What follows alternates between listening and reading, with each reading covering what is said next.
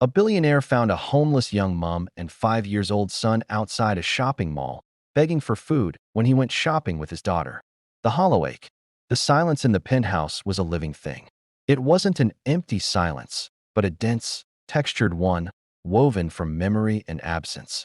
It lived in the space where laughter used to ricochet off the floor-to-ceiling windows overlooking the Lagos Lagoon. It hummed in the kitchen where the rhythmic percussion of knife against board had once been the soundtrack to his happiest evenings. It was most profound in the master bedroom, which Adeola Bello hadn't entered in over 4 years, choosing instead to sleep in a spacious, modern guest suite that held no ghosts. Ade stood at the vast window of the living room, a crystal tumbler of untouched water in his hand. At 36, he was the youngest billionaire on the Forbes Africa list, a titan who had built Bellotech from a dorm room idea into a continent-spanning empire. He could silence a boardroom with a glance, negotiate with governments, and make markets tremble with a strategic acquisition. Yet here, in the cavernous, impeccably designed home he had built for a dream, he felt like a frail tenant. The ache in his chest was his most faithful companion. It was a hollow, resonant chamber right beneath his sternum. Some days it was a dull, bearable throb, a background noise to his existence. On others, like today, the anniversary of the day they'd received the final, hopeless diagnosis, it was a sharp, sucking vacuum, trying to pull the very soul from his body. 5 years. 5 years since cancer, that insidious thief, had taken Chioma. It had hidden in her vibrant body, a traitor in the bloodstream, only revealing itself in a brutal, stage 4 unveiling when she'd finally mentioned a persistent backache. By then, it was a wildfire. They'd fought with every weapon modern medicine and vast wealth could provide, but it was a battle against time they were destined to lose. She'd lasted 8 months. The last month, she'd spent mostly in this very room, on that large sofa, wrapped in cashmere, her brilliant eyes growing softer, more distant, fixed on their daughter. Ifeoluwa, his reason for drawing breath. The sound of small, sprinting feet broke the silence's hold. "Daddy, Daddy, look." She erupted into the room, a whirlwind of pink satin pajamas and flying braids, her face alight with the dawn. She was 5, a breathtaking mosaic of her parents. She had Chioma's exact smile, wide, generous, with a dimple in the left cheek that appeared like a secret.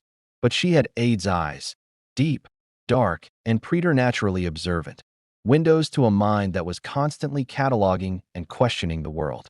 In her hands, she clutched a framed photograph, one of the many that Ade kept on a low shelf in her playroom, carefully curated. It showed Chioma, radiant and heavily pregnant, laughing as Ade kissed her cheek, both of their hands cradling her swollen belly. "Look, Daddy," Ife said, climbing onto the sofa beside him, her small body warm against his arm. She pointed a tiny finger at Chioma's face. "Mummy was happy. Was she happy because I was in her tummy?" The question, so innocent, was a shard of glass in Ade's heart. He looked from his daughter's eager, curious face to the photograph, to the ghost of his wife's joy. He could almost smell her scent, a mix of shea butter and Chanel No. 5. He cleared the tightness from his throat. She was overjoyed. "Omomi. We both were. You were our greatest dream." Ife traced the glass over Chioma's image. "Auntie Biola says Mummy is an angel in heaven now. Does she see me? Does she see my new dress?" Ade pulled her onto his lap, holding her close, burying his nose in her sweet-smelling hair. "Every second, Ifemi. She sees you. And she is so, so proud." He said the words with conviction, a mantra he needed to believe as much as she did. This was the delicate dance of their grief, honoring the memory without letting its shadow consume the living.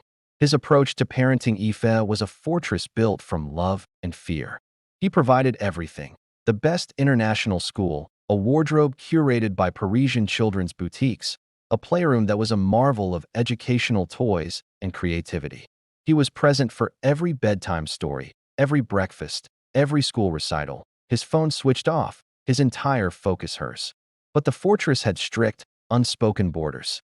Birthday party invitations from her classmates, adorned with glitter and cartoon characters, would subtly get lost or be declined with polite, fabricated excuses. "We have a prior engagement that weekend," he'd tell the inquiring nanny. He couldn't bear it. The thought of walking into a room buzzing with the communal energy of families, mothers coordinating party games, fathers joking by the barbecue, was a torture he wouldn't subject himself to. More than that, he feared it would be a stark, painful lesson for Aoife. He dreaded the moment she'd look around at the other children being fussed over by their mothers and feel the unique, piercing loneliness of being the only one without one. He wanted to protect her from that comparative grief for as long as he could. The result was a strange, beautiful, lonely island. Aoife was the adored princess of a kingdom of two. She had her father's undivided devotion, but she watched the world of other children from a screen, on cartoons, on the iPad. A world of chaotic playdates, sibling squabbles, and motherly kisses that seemed different from Daddy's. "Daddy," she said later that morning as he helped her into a stunning, hand-smocked dress for their Saturday shopping ritual. On Bluey, Bingo and Bluey have friends come to their house. Can a friend come to our house? The question blindsided him. He fumbled with the tiny buttons. "We have each other, sweetheart. Isn't that fun?" "It is," she said, with a wisdom that cut him. "But sometimes, I want to build a fort with someone else. You are big. You break the fort." He laughed, a strained, watery sound. "I suppose I do." He made a mental note to research exclusive, private children's clubs, maybe something with structured, supervised play. Something controlled. As their driver navigated the sleek SUV through the bustling streets of Ikoyi towards the mall, Ade held Aoife's hand. She chattered about a cartoon story, but his mind was elsewhere, in the hollow ache. He was so tired. Tired of the silence, tired of the weight of sole responsibility, tired of the endless, grueling work that filled the hours when Aoife was asleep. He was a billionaire who could buy anything except the one thing he truly wanted: the past, whole and unbroken. He missed Chioma with a physical desperation. He missed her counsel, her laughter that could disarm his stress, the way she'd run her fingers through his hair and tell him he was trying too hard. He missed the partnership, the shared burden of dreams and disappointments. Now, every joy with Aoife was bittersweet, every milestone a reminder of who wasn't there to see it. He looked down at his daughter, her face pressed to the window, watching the world go by. He had to be strong for her. He had to be father and mother, provider and comforter. He had built an empire for her future. But in that moment, driving towards another ritual of consumption in a glittering mall, Ade Bello felt like the poorest man in Lagos. His heart was a grand, echoing palace with only two residents, a grieving king and a little queen who, despite all his efforts, was beginning to sense the vast, empty rooms around her. The hollow ache pulsed, a constant reminder that love, once lost, leaves a geography of emptiness that no amount of wealth could ever truly fill. A pointed finger. The Plaza Royale Mall rose from the Ikoyi landscape like a monument to polished exclusivity.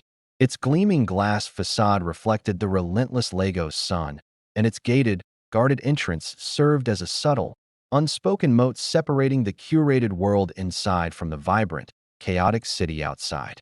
This was Ade and Aoife's Saturday domain, a ritual of normalcy Ade clung to, a script where he could play the role of a capable, present father. As the automatic doors sighed open, releasing a gust of chilled, vanilla-scented air, Aoife's small hand tightened in his. She was a vision in her imported dress, her hair in perfect puffball ponytails tied with silk ribbons. Heads turned, some in recognition of the reclusive billionaire, most in admiration of the beautiful child. Ade nodded curtly, his gaze fixed ahead, a practiced shield of privacy in place. First, the toy store for the new science kit, he stated, the itinerary clear in his mind. Then, the boutique for your summer shoes. After, perhaps a smoothie. His voice was gentle but carried the efficiency that governed his entire life. Aoife, however, was not following the script today. Her usual bouncy compliance was replaced by a distracted curiosity.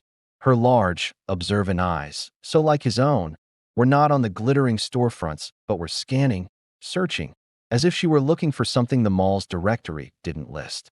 They passed a popular ice cream parlor, its patio filled with families. A little girl about Aoife's age was laughing, her face smeared with chocolate, as her mother wiped her chin with a napkin, smiling. Aoife stopped walking, causing Ade to gently bump into her. He followed her gaze and felt the familiar, defensive clench in his stomach. "Don't look," he wanted to say. "That's not our story." Daddy, she whispered, her voice small. That mummy has the same dress as my doll's mummy. Ade's throat tightened. Yes, it's a pretty dress, he managed, aiming for neutrality. Come, the toy store is just ahead. They have the new astronaut kit you wanted. He gently urged her forward, but the light had dimmed slightly in her eyes. She walked now with less of a skip, her attention turned inward. He felt a pang of guilt, sharp and familiar. Was his protection a form of deprivation? The question haunted him, but the fear of her feeling that particular sting of absence was stronger. They completed their purchases with quiet efficiency. The science kit was acquired, the pristine white shoes fitted and boxed. Ade was signing a receipt when Aoife tugged on his blazer. Can we get a smoothie now? The pink one with sprinkles. Of course, he said, relieved by the simple request. The smoothie bar was near the entrance, their final stop before returning to the silent fortress of home. It was as they neared the grand exit, the blast of humid heat already palpable through the glass, that Aoife came to an absolute standstill. Her whole body went still, not with disappointment, but with a laser-focused intensity Ade had only seen when she was deciphering a new puzzle. Daddy, look. Her voice wasn't a request. It was a declaration of discovery. She pointed, her small arm fully extended, her finger unwavering. It wasn't pointed at a shiny toy or a colorful advert. It bypassed the sleek cars pulling up under the portico, ignored the uniformed security guards. Her finger aimed directly through the glass walls, past the symbolic moat, to the hot concrete sidewalk just outside the secure gate. There, sitting on a folded piece of faded Ankara cloth, was a woman. She was perhaps in her early 30s, her face etched with a fatigue that spoke of more than just a long day. Yet, she sat straight, her shoulders squared against the weight of the world. Her clothes were simple, a clean but worn blouse and wrapper. Beside her, leaning his small body into her side as if for anchor, was a little boy. He looked to be about 4, wearing shorts and a t-shirt that had been washed so many times the colors had softened to pastel ghosts. In his arms, he clutched a threadbare toy car. His eyes, enormous and dark, were not downcast, but watched the procession of wealth with a quiet, unnerving absorption. The woman held a small piece of cardboard on her lap. From this distance, Ade couldn't read the words, but he knew their essence. His heart, already tender from the morning's memories, gave a complicated thud. This was a reality he worked hard to mitigate through corporate foundations and anonymous donations, a reality he deliberately kept at a conceptual, managed distance. It was not something for his daughter's immediate, piercing gaze. Aoife's finger remained pointed. The handsome boy, she said, her tone shifting from discovery to desire. Daddy, I want to play with him. The sentence, so innocent, so utterly devoid of social context, slammed into Ade with the force of a physical blow. Play with him? Here, on the dirty concrete? With a stranger? A beggar's child?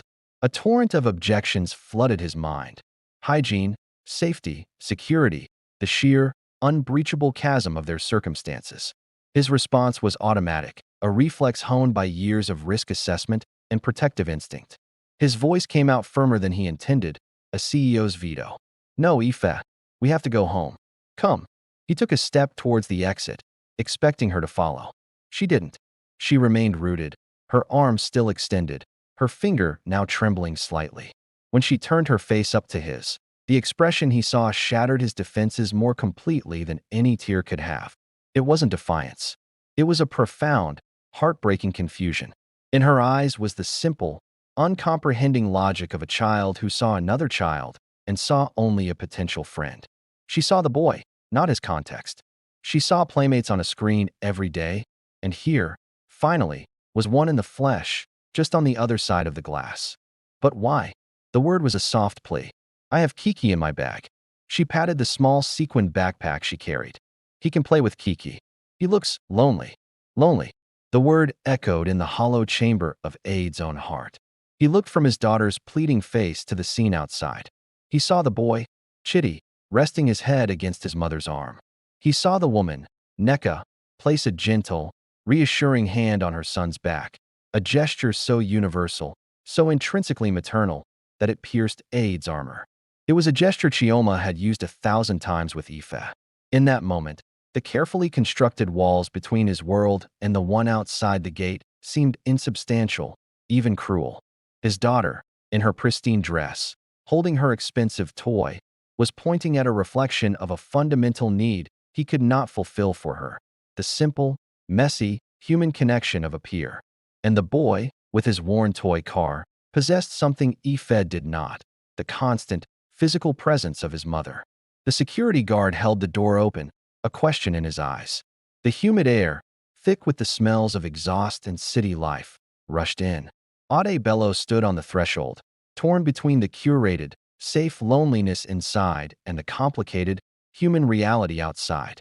His daughter's pointed finger was not just pointing at a beggar and her son.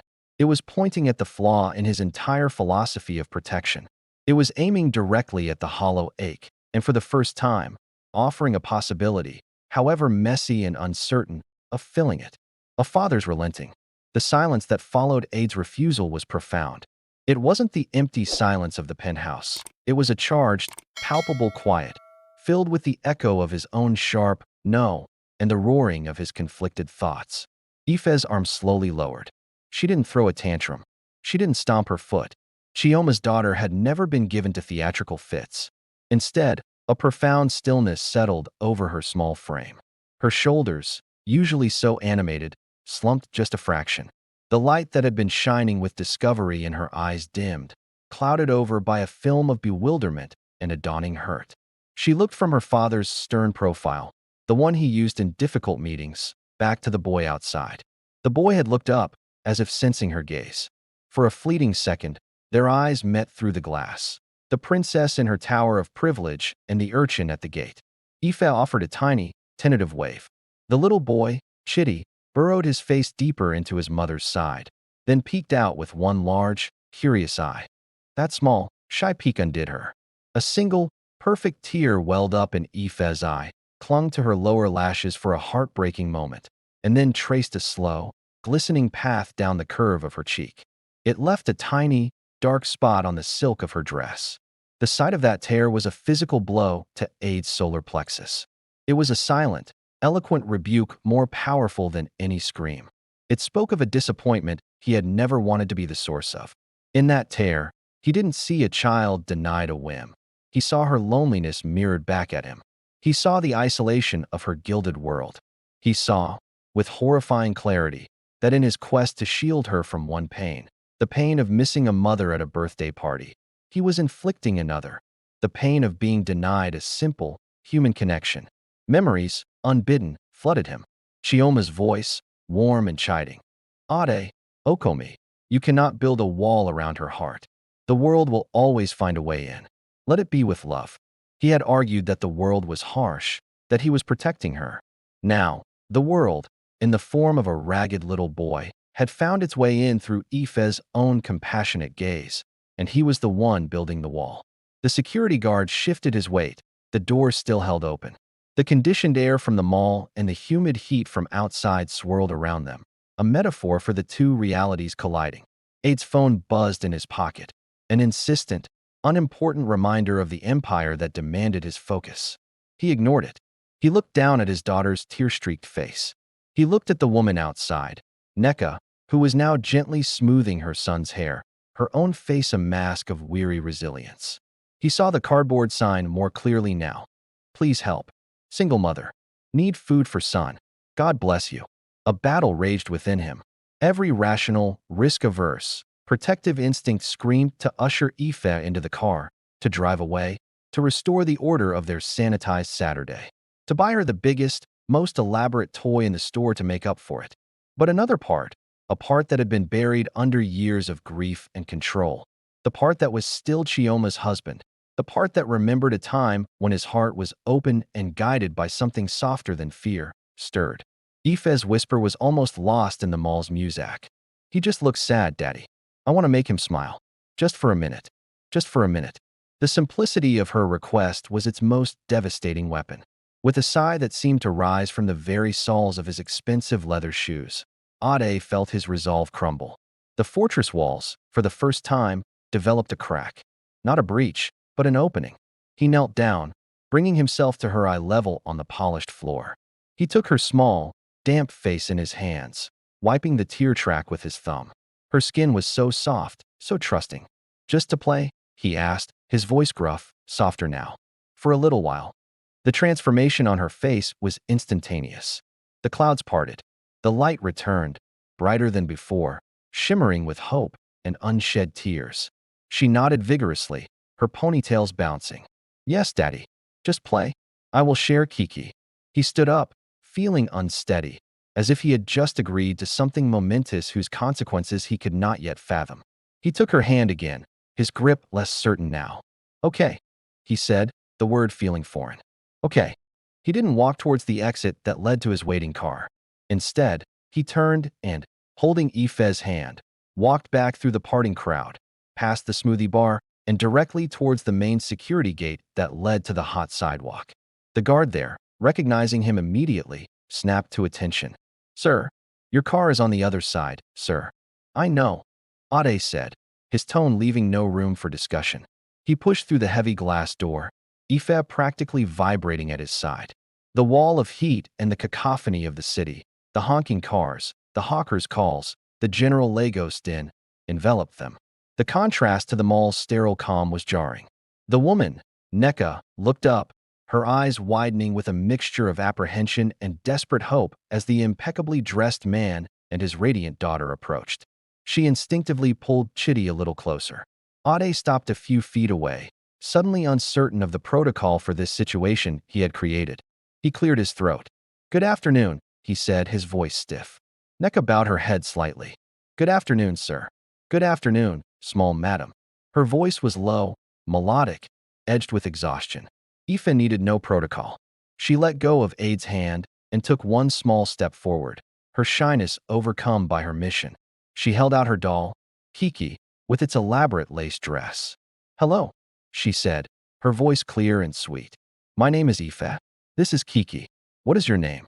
The little boy, Chitty, looked from the dazzling girl to the doll, to his mother's face for permission.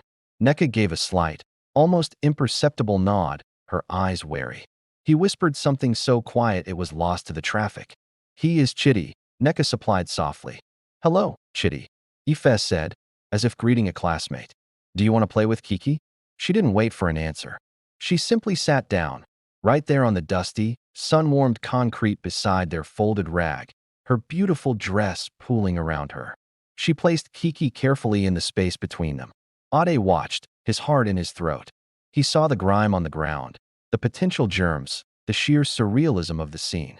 But he also saw his daughter's face, alight with pure, unadulterated joy as Chitty, after a long, hesitant moment, reached out a small, slightly dirty finger and touched the doll's hair.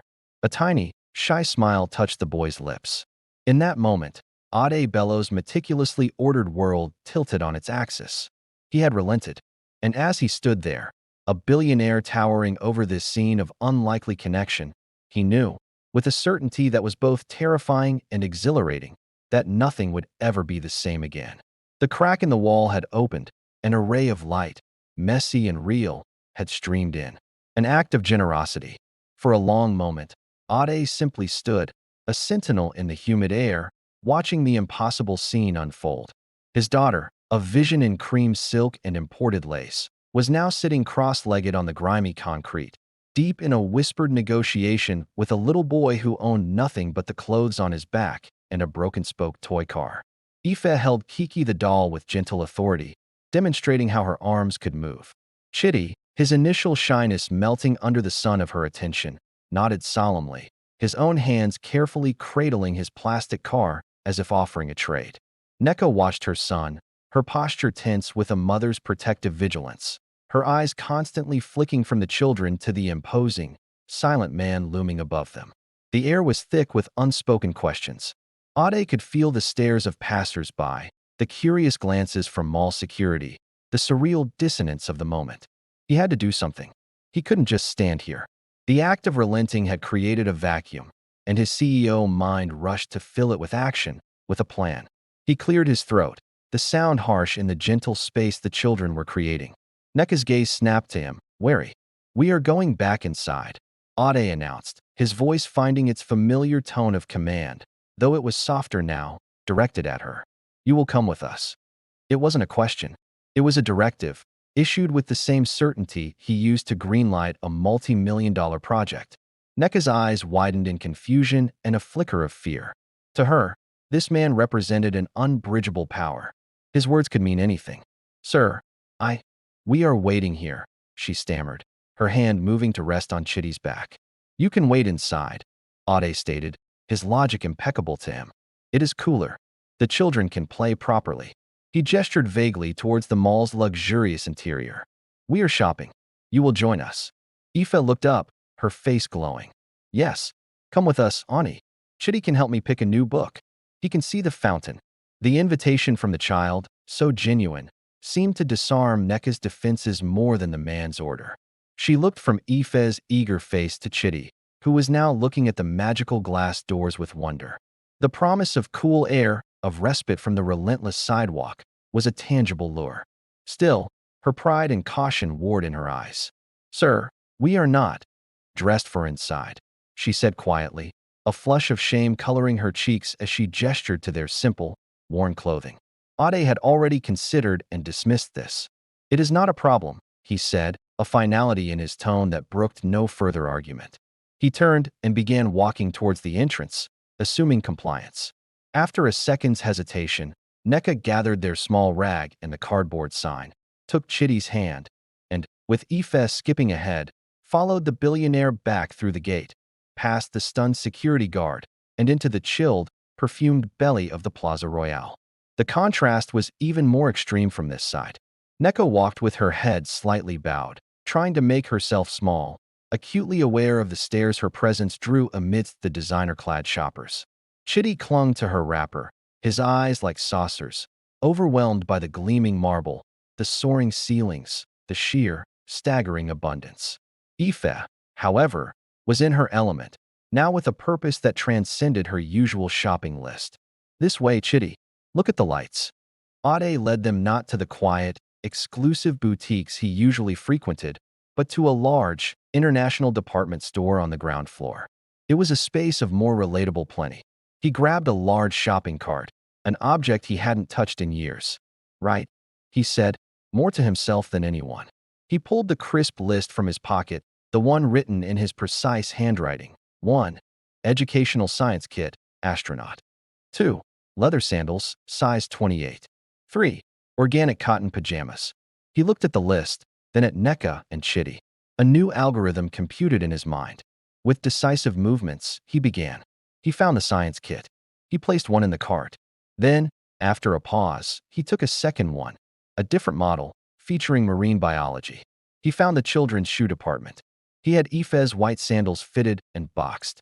Then he turned to Neka. "His size?" he asked, nodding at Chitty. Neka, flustered, knelt and gently measured Chitty's foot against her own fingers. "He is, maybe a 26, sir?" Ade called the attendant. "Sturdy sneakers, size 26, and socks, a pack of 10. He then pointed to a pair of practical, women's ballet flats. "And those in a 38. He didn't ask Neka's size. His observant eyes had already estimated. It became a methodical duplication. Pajamas? 2 sets for Aoife, 2 for Chitty. Children's vitamins? 2 bottles. A new backpack for Aoife's school? A smaller, durable one for Chitty. He moved to the food hall, loading the cart with premium rice, cartons of milk, tins of biscuits, cereals, cans of protein. He added soap, toothpaste, towels, essentials. He operated in near silence, a man on a mission.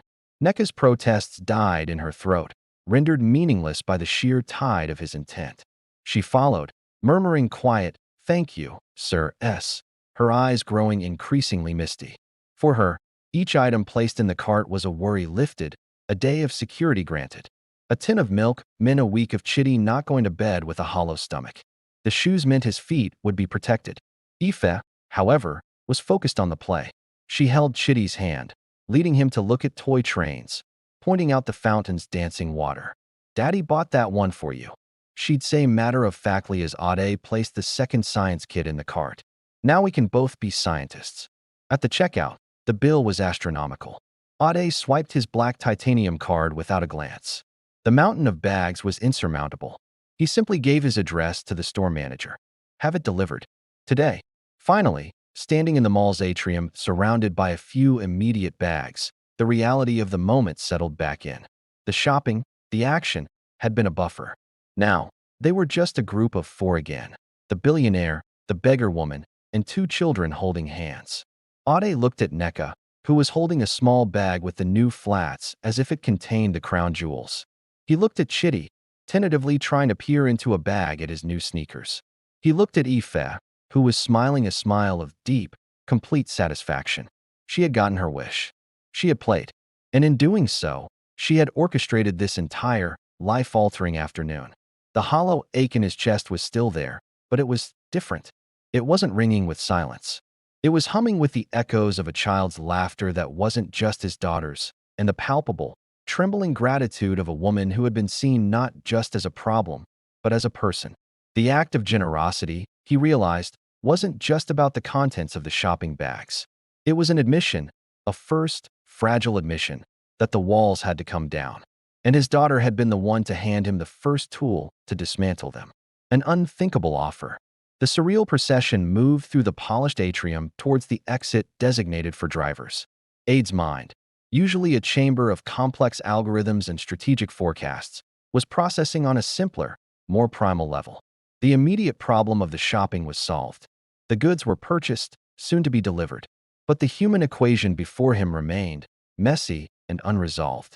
Ife still held Chitty's hand, swinging their linked arms gently as she pointed out the chocolate kiosk. "Daddy, can we get one?" For Chitty, it was no longer her smoothie, her treat. It was a shared experience, an inclusive request that struck Ade with its effortless kindness. He nodded, purchasing 2 small chocolate bars. Ife immediately handed the bigger one to Chitty, who accepted it with a reverence usually reserved for holy relics.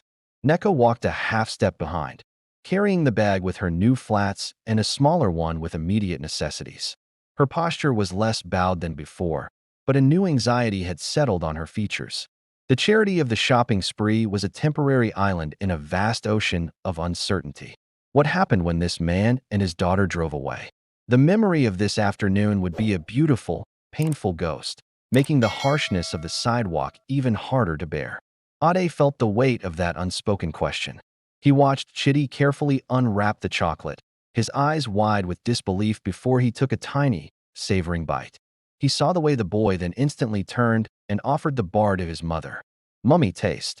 It was a gesture of such innate selflessness, born from a life of having little to share, that it lodged in Ade's throat like a stone. They emerged into the fiery late afternoon sun.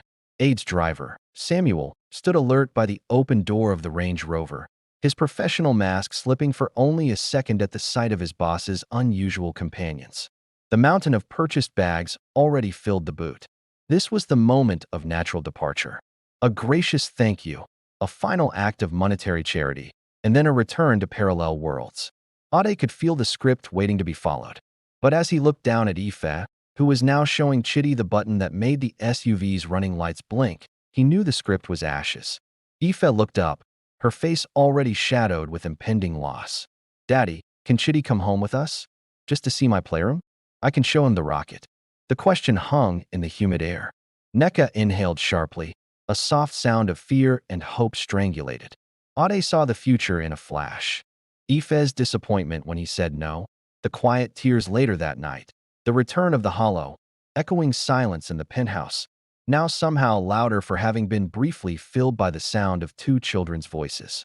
He knelt on the hot tarmac, ignoring the discomfort, bringing himself to the children's level.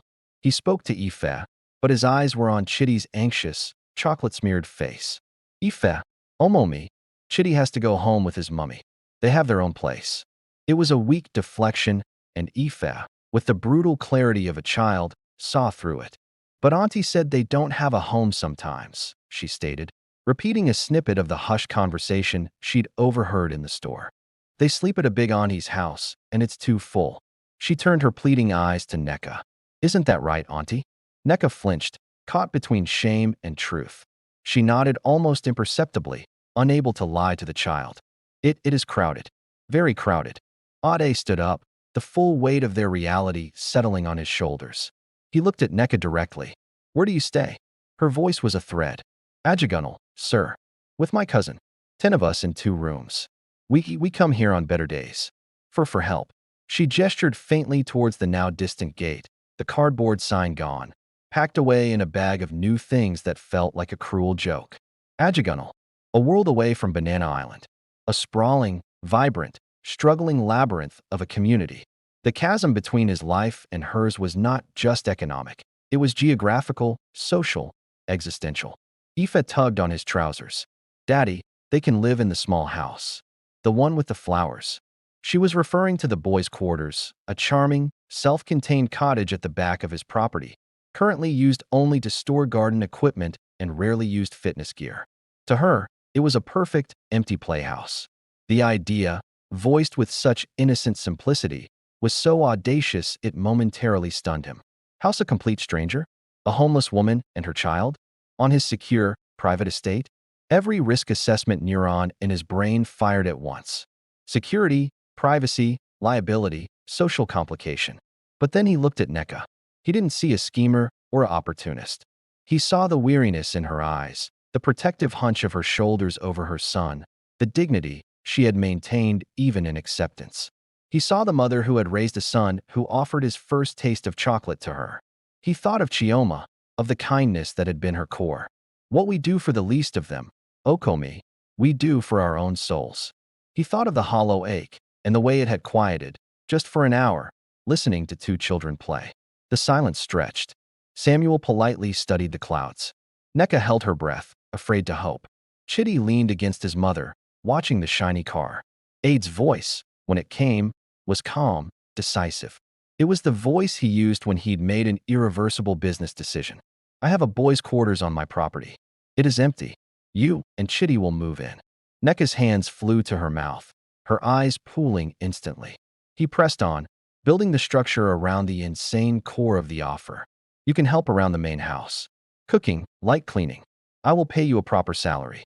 Your son, he looked at Chitty, can play with my daughter. She needs a friend. The last sentence was the most difficult to say, an admission of failure and need that laid his own heart bare.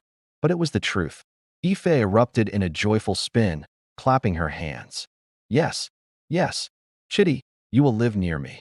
We can play every day. Neka was crying openly now, silent tears of shock and relief carving paths through the dust of the day. She tried to speak, to thank him, but the words wouldn't form. She simply bowed her head, a gesture of profound submission and gratitude. Ade turned to Samuel. We have 2 more passengers. Please take us all home. As he guided a trembling Neka and a bewildered Chitty into the spacious leather interior of the car, Ade felt a vertigo unlike any he'd experienced. He had just dismantled the final, most rigid wall of his carefully constructed world. He had invited the unpredictable, the unknown, the raw need of the outside world directly into his sanctuary. He wasn't sure if it was madness or salvation. But as he settled into his seat and watched Aoife eagerly buckle Chitty in beside her, explaining how the seat belts worked, he knew one thing for certain. The unthinkable offer had been made. There was no going back. The course of their history had just been irrevocably altered by a little girl's wish to play and a father's desperate, lonely hope for a remedy to the silence. New beginnings. The journey from the glittering, guarded world of Ikoyi to the serene, fortified paradise of Banana Island was a silent, 20-minute voyage through layers of reality. Inside the cocoon of the Range Rover, the atmosphere was thick with unspoken awe and seismic change. Chitty sat utterly still on the plush leather seat, his small body rigid with disbelief. His eyes, wide as moons, were fixed on the world gliding past the tinted windows, the majestic bridges, the sprawling lagoons dotted with boats, the gradual transition into streets so clean and quiet they seemed unreal.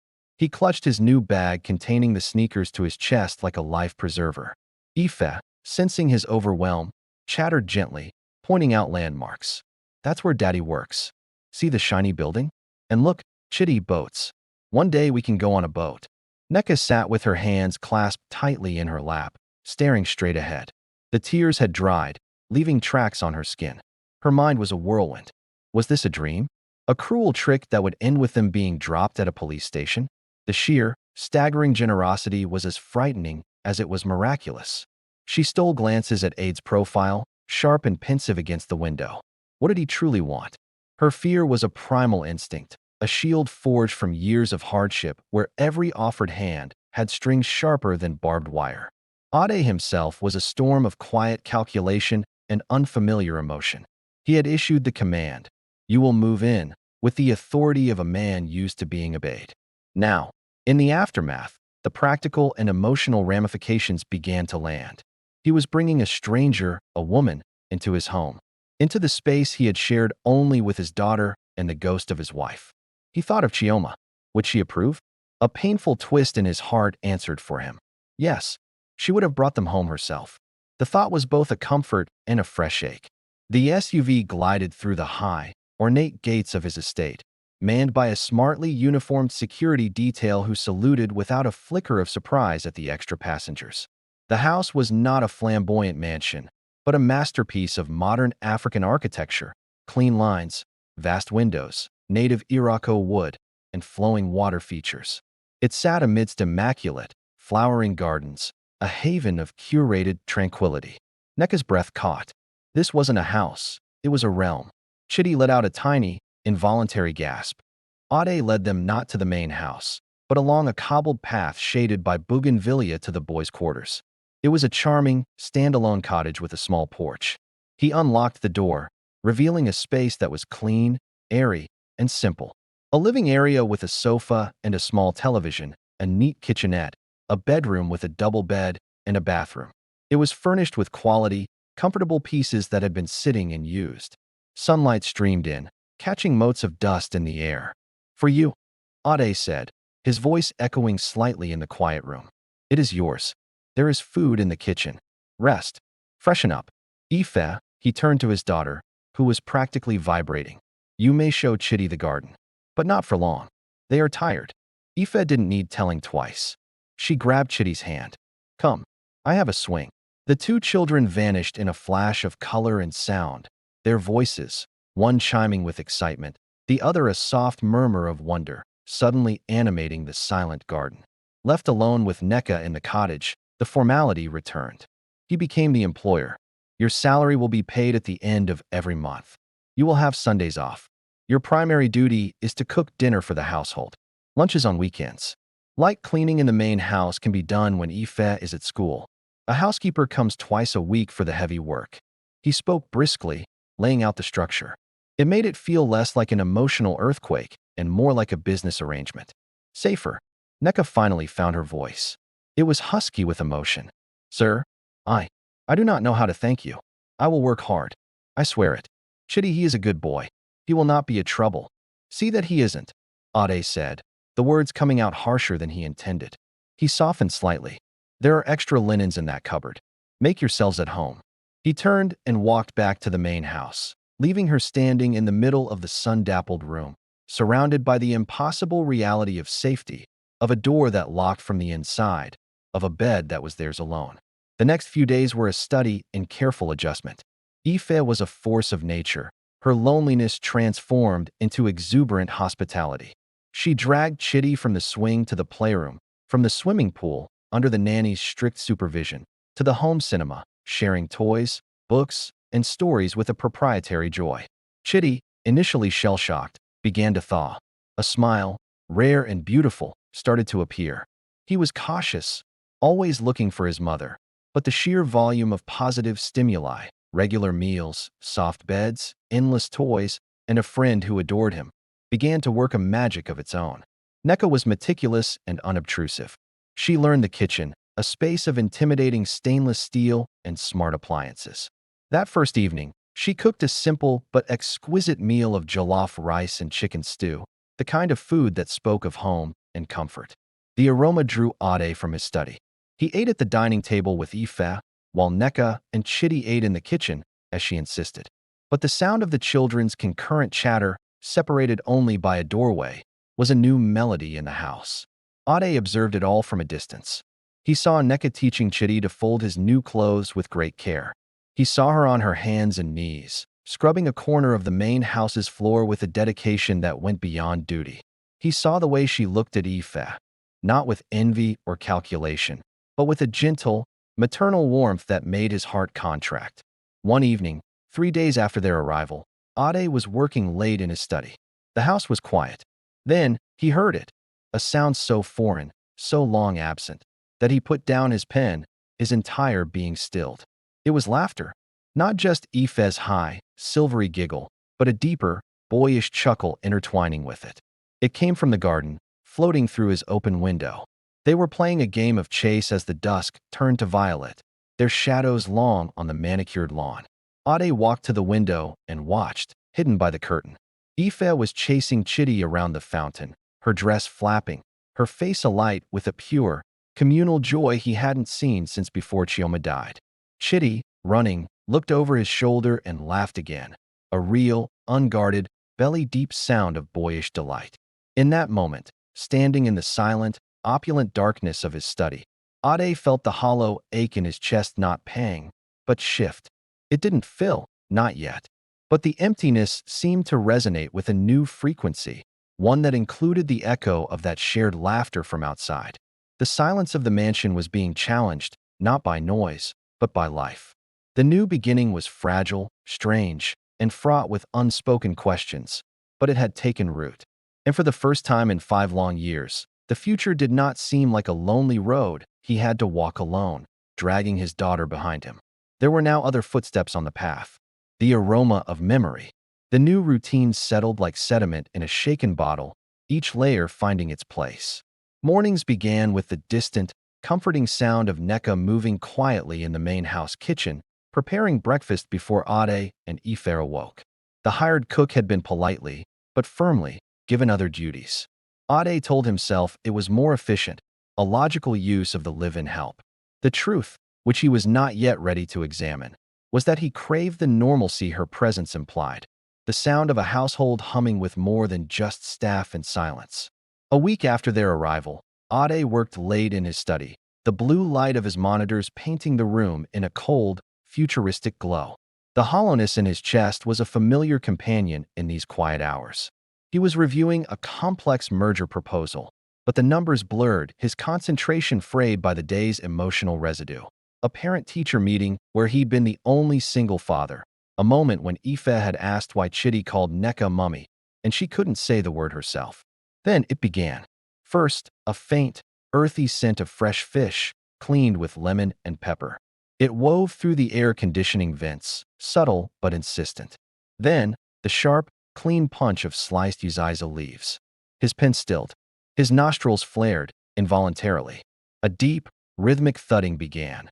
Not the mechanical pulse of a food processor, but the ancient, familiar cadence of pestle against mortar. Thud swoosh, thud swoosh. She was making pounded yam.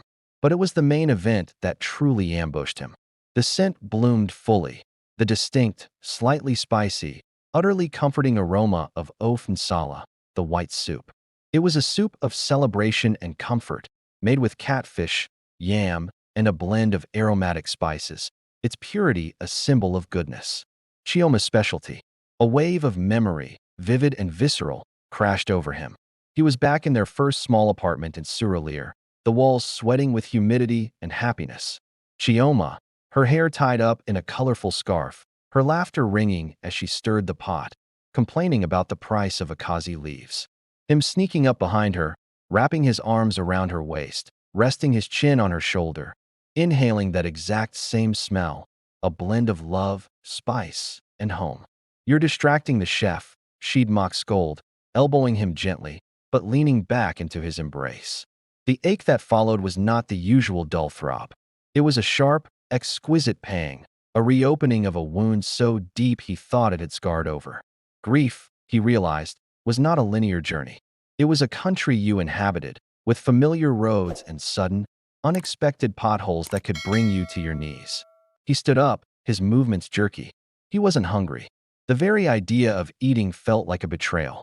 But his feet carried him out of the study, down the wide hallway, drawn by the scent like a man in a desert drawn to a mirage. He paused at the entrance to the spacious, modern kitchen. The scene was both achingly familiar and completely foreign. Neka stood at the large stove, her back to him. She wore a simple apron over her modest dress. Her movements were economical, graceful. She stirred the large pot of simmering white soup, then turned to the mortar where a mound of smooth, steaming pounded yams sat. She wasn't Chioma. Her frame was different, her posture shaped by a different kind of weight. Yet, the domestic ritual, the source of the soul-stirring aroma, was a devastating echo. Ife and Chitty were at the kitchen island, on high stools, their legs swinging. Ife was coloring, while Chitty carefully arranged sliced cucumbers on a plate, his tongue peeking out in concentration. It was a tableau of mundane family life, the very thing his home had been missing for half a decade. Neka sensed his presence and turned. Her expression, initially warm from the steam, became cautious when she saw his face. He knew he must look stricken. "Sir," she said softly, "the food is almost ready. I made nsala. I hope it is okay." Her voice, gentle and unsure, pulled him back to the present. This was not his wife. This was Neka, the woman he had hired, who was trying to do her job. The scent was not a haunting, it was her effort. He cleared the tightness from his throat. "It smells adequate," he said, the words coming out stiff, the understatement of a lifetime. He couldn't bring himself to offer more. To praise it felt like a transgression. "The children will eat in here?" "Yes, sir. I have prepared their plates." He gave a curt nod and turned to leave, the ghost of the aroma clinging to him. But Ife called out, "Daddy, are you eating with us?" Auntie Neka pounded the yam herself. "It's so big." He paused, caught between the sanctuary of his lonely study and the terrifying, warm pull of the kitchen. He looked at his daughter's hopeful face, at Chitty's shy glance, at Neka's quietly waiting form. "I have work," he began, but the excuse died. The hollow ache yawned. But now it seemed to echo not just with silence, but with the memory of the smell and the potential of the scene before him. Chioma would have wanted him to sit at a table where there was laughter. She would have wanted Ife to have this. "But I can finish later," he heard himself say. "I will eat in the dining room." A small, relieved smile touched Neka's lips. "Yes, sir." Minutes later, Ade sat at the long, often empty dining table. Neka placed a perfect white mound of pounded yam on his plate, then ladled the creamy, fragrant nsala soup beside it, pieces of tender fish and aromatic leaves peeking through. The steam rose, carrying the memory directly to his soul. He broke off a piece of yam, rolled it between his fingers, and dipped it into the soup. He brought it to his mouth. The taste was a revolution. It was not Chioma's soup. It was different. The balance of spices was distinct, a hint morihu, a softer hand with the pepper. It was sublime in its own way, deeply flavorful, warming him from the inside out. It was not a replica of the past. It was a unique, nourishing present. As the familiar, comforting flavors spread across his tongue, the sharp pain of memory began to soften, blending with the physical pleasure of the meal. He heard the muted chatter and occasional giggle from the kitchen, the sound of two children being fed by a caring adult. He ate in silence, but it was a different kind of silence. It was filled with the echo of then and the substance of now. The aroma that had been a spear of grief had become, by the end of the meal, a bridge. It didn't erase the loss, nothing ever could, but it whispered that other good things, other nourishing things, could exist alongside it. That first bite was a step out of the frozen shrine of memory and into the living, complicated, and fragrant world of the here and now. He didn't finish his work that night, but for the first time in years, he felt truly, deeply fed. Shared tables. The meal of nsala soup became a silent turning point, a crack in the dam of Aid's self-imposed isolation. The following evening, he didn't wait for an aroma to draw him from his study. As the Lego sky turned a bruised purple outside his window, he found himself listening, not for silence, but for the specific sounds that now signified the closing of the day. The distant clatter of pots, the low murmur of Neka's voice guiding Chitty through his evening wash, the occasional burst of Ife's laughter as she tried to delay bedtime. He saved his work, powered down his monitors, and walked deliberately to the dining room. The long, polished table was set for one, as it had been for years. A single placemat, a single set of cutlery, a single crystal glass, a tableau of solitary kingship. He stood looking at it, the hollow ache pulsing gently. Without overthinking, he picked up the single placemat and moved it to the side of the table, not at the head. He went to the cabinet and took out 3 more. He laid them out, one opposite his new spot for Ife and 2 adjacent for Neka and Chitty. He fetched the cutlery, the glasses. The act felt monumental, a physical restructuring of his world. When Neka emerged from the kitchen carrying a steaming pot of ifo riro, she stopped short, her eyes widening at the fully set table. Her gaze flew to his. "The children are eating in the kitchen, sir. I have their plates ready," she said quickly, a familiar protective reflex. "They will eat here tonight," Ade stated, his voice leaving no room for debate. "We will all eat here." Ife, hearing this from the hallway, let out a squeal of delight and ran in, pulling a wide-eyed Chitty behind her. "We're eating at the big table, like a proper family on TV." The word family hung in the air, fragile and immense. Neka flinched slightly, but Ade simply pulled out a chair for Ife. "Sit, Omomi." The first dinner was a study in awkward, beautiful tension. Chitty sat perched on two cushions, his eyes like saucers, intimidated by the grandeur of the table and the sheer amount of food. He watched his mother for cues, copying which fork she used, sipping his water only after she did. Ife chattered incessantly, filling the silence with stories from school, unaware of the seismic shift her father had initiated. Neka was quiet, eating little, her focus divided between ensuring Chitty's manners were perfect and anticipating Ade's needs. "More stew, sir. Is the soup to your taste?" Her deference was a wall. "Neka," Ade said, halfway through the meal, interrupting her offer to fetch him more water. "The food is excellent. You do not need to serve me. Eat." It was a small command, but it was a key. She slowly relaxed her shoulders, taking a proper bite of her own food. Ade watched as she gently wiped spinach from Chitty's chin, a gesture so natural and loving it sent a pang through him, not of grief this time, but of recognition. This was what a mother did. This was what his daughter had missed. He began to ask questions, not as an employer, but as a host? Fellow adult? "Chitty, did you and Ife finish the puzzle today?" The boy nodded mutely. "And what did you think of the dinosaur book?" It took time, gentle persistence from Ade, and Ife's relentless bridging of gaps, but gradually, the shared table began to weave its magic. The awkwardness softened into a fragile routine. Ade made a point to be there every night. The table became their neutral ground, the one place where their vastly different lives intersected in the universal act of breaking bread. He learned about Chitty's fascination with ants, watching them for hours in the garden. He heard Neka, one evening, softly correct Ife's Yoruba pronunciation, teaching her a nursery rhyme Chioma had known. The sound of his daughter singing his wife's childhood song in another woman's gentle voice was a complex melody that settled in his heart, bittersweet and healing. One evening, a month into the new arrangement, a thunderstorm raged outside. The lights flickered, and Ife scooted closer to Chitty on the bench. Neka told a story, a folk tale about the thunder being the sound of the gods moving furniture in the sky. Chitty listened, rapt. Ife giggled. Ade listened, watching the animated light on her face as she spoke, the way her hands moved. She was a natural storyteller. After the tale, as the storm rumbled on, a comfortable quiet fell. Ife was drawing on her placemat. Chitty, emboldened by the storm story, pointed to a picture in a magazine on the sideboard. "Mummy, look. Boat." Ade, without thinking, followed the boy's gaze. "That's a ferry. It carries many people across the water." He then looked at Neka. "Have you and Chitty ever been on one?" She shook her head, a faint smile on her lips. "No, sir. We have watched them from the shore at CMS."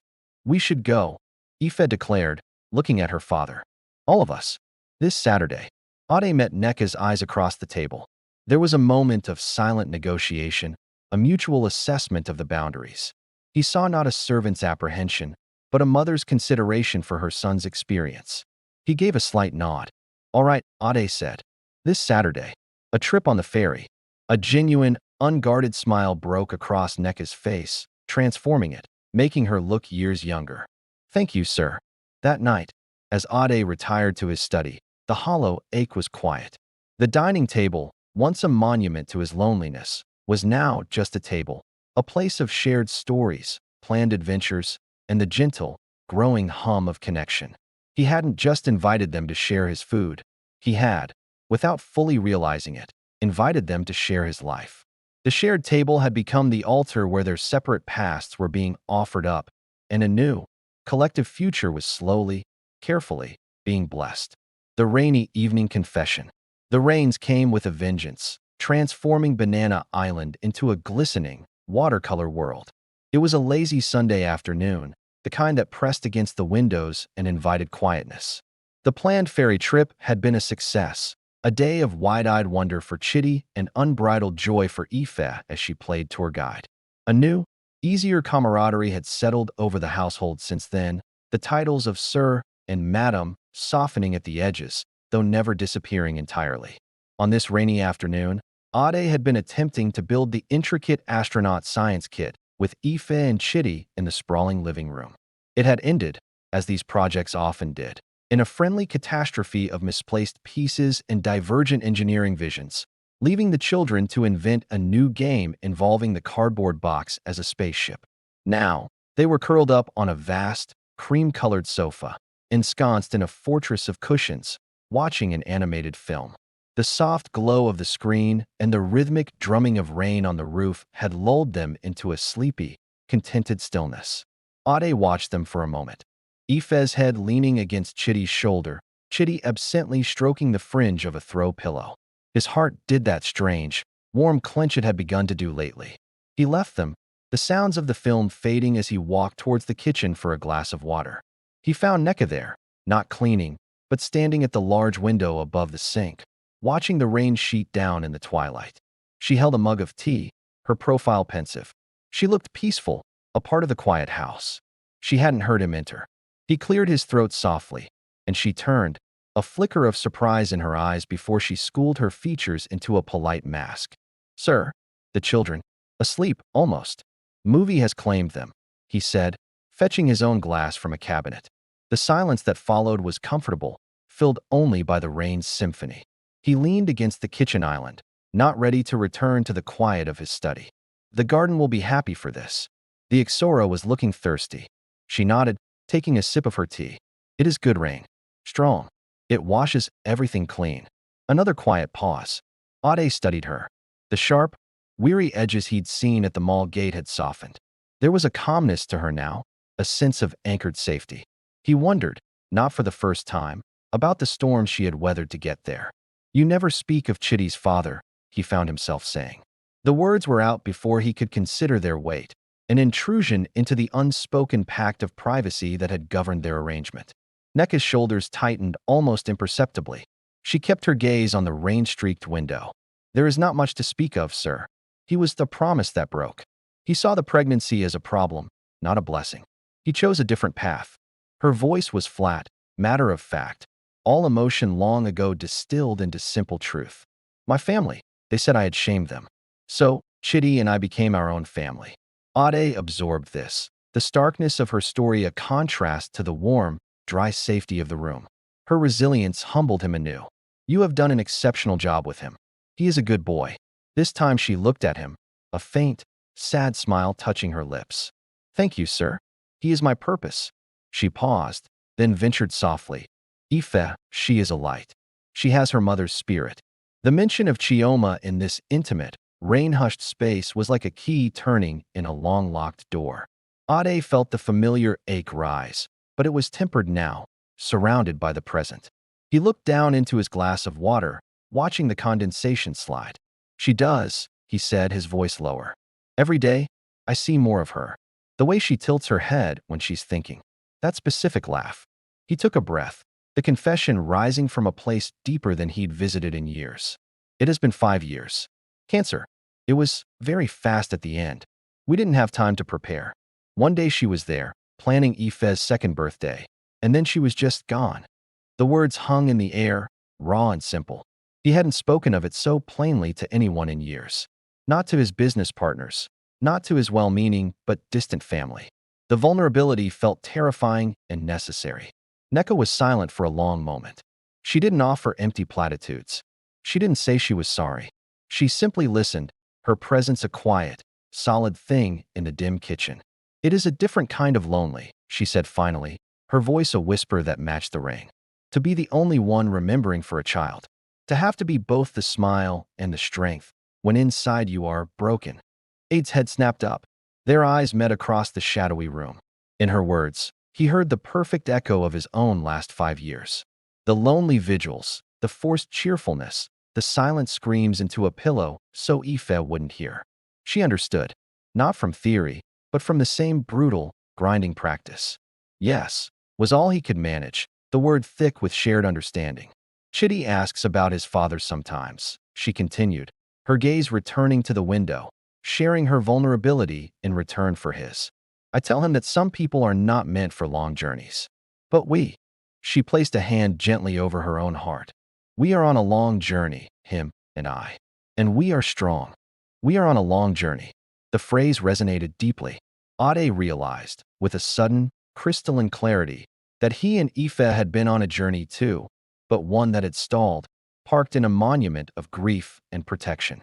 Nneka and Chitty, with their relentless forward motion born of survival, had bumped into them, and in doing so, had jolted them back into motion. This, he gestured vaguely between them, towards the living room where the children slept. This arrangement. It has been good for Aoife, for her to have a friend, to hear a woman's voice in the house. Nneka nodded. And for Chitty, to have safety and a sister. It is a blessing we did not dare to pray for. The rain began to ease, slowing to a gentle patter. The confession had been made, the truths laid bare in the gray twilight.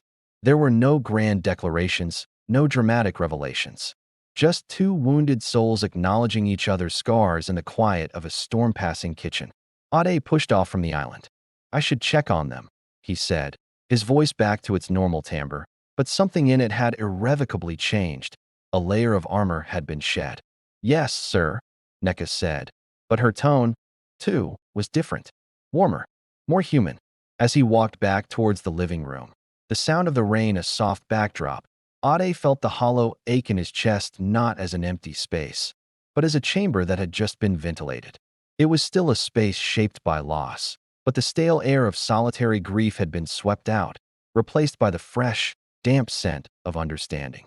The rainy evening confession had not filled the hole, but it had planted a seed within it, the seed of a shared journey. Gentle unfolding. The confession in the rain-washed kitchen did not lead to an immediate, dramatic shift. Instead, it initiated a season of gentle unfolding, like the slow, deliberate opening of a flower after a long winter.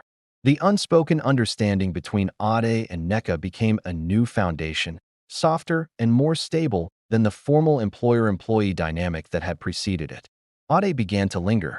He would come home from Bellotech and, instead of retreating directly to his study, he would find himself drawn to the kitchen, not by hunger, but by the quiet industry there. He'd ask about the children's day, and Nneka's reports became more than summaries. They were stories. She told him about Chitty's determination to write his name, his tongue poking out in concentration. She shared how Aoife had defended Chitty from a perceived slight by another child at the private park, her small fists planted on her hips in a gesture so reminiscent of Chioma it made Ade's breath catch. He started leaving things for her. A book of Yoruba poetry he thought she might appreciate, found on her kitchen counter the next morning with a pebble as a bookmark. A high-quality set of knives, after he noticed her struggling with a dull blade. His gifts were practical, thoughtful, never extravagant or romantic. They were the offerings of someone beginning to truly see another person. One evening, he found her in the living room after the children were asleep, mending a small tear in the knee of Chitty's trousers. She sat in the pool of light from a floor lamp, her movements precise and graceful. He paused in the doorway, watching. He is hard on clothes, that one, Ade remarked, entering. Nneka smiled without looking up. He is a boy discovering he has legs to run with. It is a good thing. Ade sat in an armchair opposite her. He is thriving. You've done that. She finished a stitch and bit the thread. We have all done it. This house, it has given him room to grow. He is not afraid of the dark here. Did you know that? He used to wake up crying from nightmares about being lost in a crowd. He hasn't had one since we came. The simple statement landed with profound weight. Ade realized he was providing not just shelter, but sanctuary. The concept filled him with a sense of purpose that his business victories had not provided in years. And you, Nneka? He asked, the use of her first name without Mrs. or Auntie feeling natural for the first time. Are you less afraid of the dark here? She set the mended trousers aside and finally met his gaze. The lamplight softened her features. The dark is different here, sir. It is quiet. It is not filled with the worry of tomorrow. For that, I will always be grateful. He wanted to say, it is I who is grateful. But the words felt too large, too raw. Instead, he said, the board is pushing for an expansion into Accra. I'll be traveling for 3 days next week. A flicker of something, concern, passed over her face. The children will miss you. And I them. He paused. You will be all right here? Samuel and the security detail are always present. The housekeeper will come as usual. We will be fine, she said, a quiet confidence in her voice. We will hold the fort. We. The word echoed. It was no longer just him and Ife. It was this unit of four. While he was in Accra, the silence of his luxury hotel suite was deafening. He was used to silence, but this was different. It was sterile, devoid of the underlying hum of life his home now possessed. He found himself calling not just to say goodnight to Ife, but to ask Nneka how the day had gone. On the second night, she mentioned that Chitty had asked when Uncle Ade was coming back. The title, unprompted and innocent, shimmered in his mind long after the call ended. Uncle Ade. When he returned, his arrival was no longer a quiet entry into a waiting mausoleum. Ife launched herself into his arms as usual, but Chitty, after a moment's hesitation, ran forward too, wrapping his small arms around Ade's legs in a fierce, brief hug before darting shyly behind his mother. The welcome was a physical warmth that seeped into his jet-lagged bones. Nneka had prepared a welcome-home meal of ISIU and a chilled Chapman drink. To wash the travel dust away, she said, a hint of a smile playing on her lips. As they sat at their now customary shared table, Ife chattering about her week, Ade watched Nneka. He saw the way she listened, the intelligent light in her eyes when she discussed a current event article she'd read on his tablet. He'd left it unlocked, and she'd ventured beyond the kitchen apps. He saw her strength, not as a hard shell, but as a deep, resilient root system. Her beauty, he realized with a start that was not sudden but a dawning, was not in delicate features, but in the profound humanity of her expressions, the crinkle of her eyes when she laughed at Ife's joke, the gentle line of concern between her brows when Chitty struggled with a word. This was not a thunderbolt. It was a sunrise, inevitable, gradual, painting his internal landscape with new colors he had forgotten existed. The hollow ache was still there, but it was no longer a void. It was becoming a vessel, and it was slowly filling, not with a replacement for what was lost, but with something entirely new, born from shared history, mutual respect, and the quiet, daily alchemy of kindness. He did not speak of it, not yet, but he began to see their future not as a temporary arrangement, but as a path stretching forward, one he could no longer imagine walking alone. The gentle unfolding was revealing a picture more beautiful and complex than he had ever dared to hope for, and he was content, for now, simply to watch it come into focus, one soft petal at a time. A defending hand. The invitation arrived on thick, cream-colored cardstock, embossed with the logo of a prestigious art gallery. It was for a private viewing and charity auction, an event where Lagos's elite mingled with international collectors. Ade usually sent a hefty donation in lieu of attendance, finding the shallow chatter and veiled scrutiny exhausting. But this time, the gallery owner was a key connection for a cultural initiative his foundation was planning. His presence, he was politely informed, would be invaluable. A flicker of an idea, both terrifying and exhilarating, sparked in his mind. He wouldn't go alone. That evening at dinner, over a fragrant pot of fisherman's soup, he made the announcement. There is an event on Friday evening. An art exhibition. I would like you to accompany me, Nneka. The spoon in Nneka's hand froze halfway to her mouth. Ife and Chitty, sensing the shift in the air, looked up from their plates. Me, sir. Nneka's voice was a whisper of disbelief. Yes, it would be beneficial for the Foundation's image to have a balanced representation, he said, the business rationale feeling flimsy even to his own ears. The deeper truth was a quiet, stubborn desire to have her by his side, to step into that world not as a solitary widower, but as a man who was healing. Mrs. Koya, the housekeeper, can stay with the children. Ife's eyes lit up. You'll wear a fancy dress, Ani Nneka, like a princess. Nneka's face was a storm of emotions, panic, flattery, profound insecurity. Sir, I have nothing to wear to such a thing, and I would not know what to do. The dress will be taken care of, Ade said, his tone leaving no room for debate. It was settled. On Friday, a personal stylist arrived at the boys' quarters with an array of options.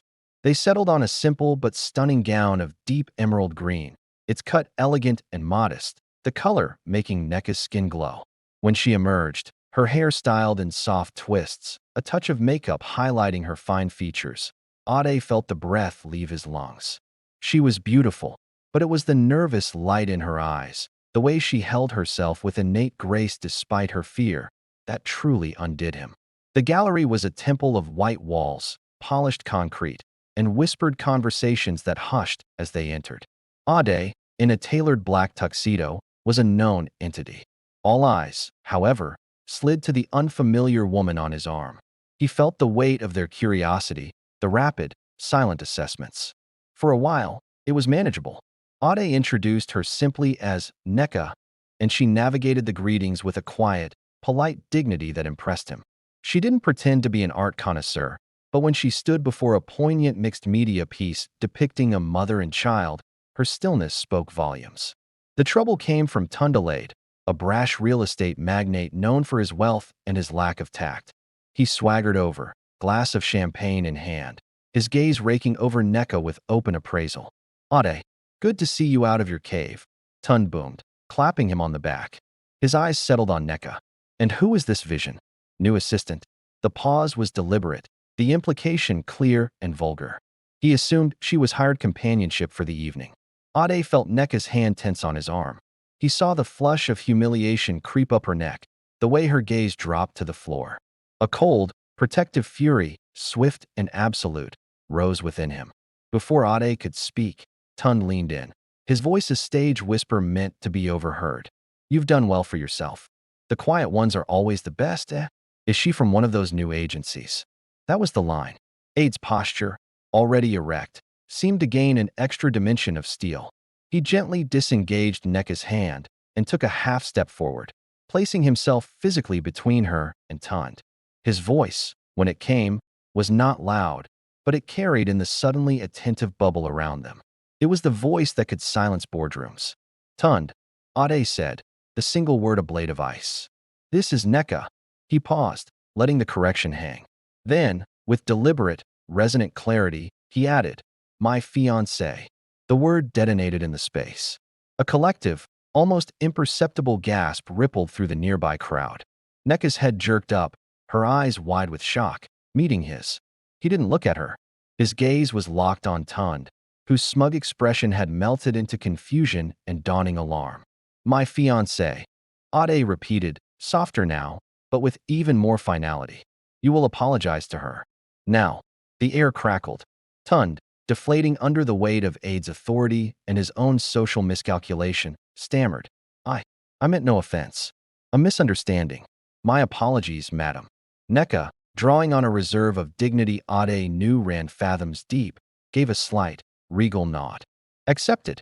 Ade did not offer another word. He simply turned, took Neka's hand, which was now trembling, and tucked it firmly back into the crook of his arm. He led her away, cutting a path through the parting crowd, his bearing a shield against their stares. They didn't speak until they were in the back of the Rolls-Royce, the soundproof partition raised. The glittering gallery retreated behind them. Neka was breathing quickly, her hands clasped tightly in her lap.